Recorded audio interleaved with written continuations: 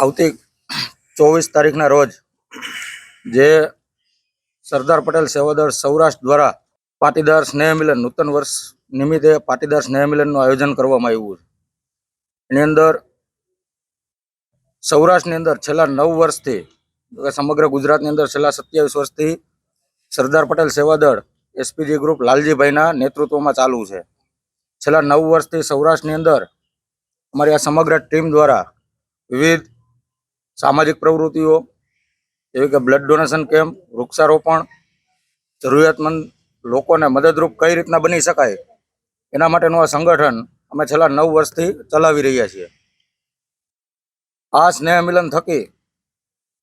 પાટીદાર સમાજના દરેક ઘરેથી, દરેક પરિવારમાંથી એક એક વ્યક્તિ આ સંગઠનની અંદર સભ્ય બને અને સંગઠન વધુમાં વધુ મજબૂત બને એના માટે આ સ્નેહ મિલનનું આયોજન કર્યું છે, જેમાં આપણા આદરણીય મુખ્યમંત્રી ભૂપેન્દ્રભાઈ પટેલ, ધાર્મિક સંસ્થા ખોડલધામ ટ્રસ્ટના ચેરમેન નરેશભાઈ પટેલ, ઉમિયાધામ ટ્રસ્ટ સિદ્ધસરના પ્રમુખ જયરામભાઈ પટેલ, સરદાર પટેલ સેવાદળ એસપીજીના રાષ્ટ્રીય અધ્યક્ષ લાલજીભાઈ પટેલ તેમજ સૌરાષ્ટ્રમાં ધારાસભ્યશ્રીઓ, સાંસદશ્રીઓ તેમજ મંત્રીશ્રીઓ, સામાજિક રાજકીય અગ્રણીઓ તેમજ ઉદ્યોગપતિઓ અને મોટી સંખ્યામાં અમારા જે ટાર્ગેટ છે કે 10,000 કરતાં વધારે પાટીદારોનું અહીંયા સ્નેહ મિલનનું આયોજન કરવામાં આવ્યું છે। આ ચોક્કસ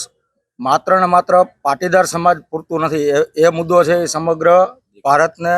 અને સમગ્ર સમાજ કે ભાઈ એવું નથી કે માત્ર ને માત્ર પાટીદાર સમાજની દીકરીઓ, પણ સમગ્ર ગુજરાતની અંદર જે સમાજો છે એમનો જે આ લવ મેરેજનો મુદ્દો છે એ ભૂતકાળની અંદર પણ મહેસાણાની અંદર જ્યારે સ્નેહ મિલનનું આયોજન કર્યું હતું ત્યારે પણ મુખ્યમંત્રીશ્રીને રજૂઆત કરી હતી અને આ કાર્યક્રમની અંદર પણ મુખ્યમંત્રીશ્રીને લાલજીભાઈ પર રજૂઆત કરવાના છે,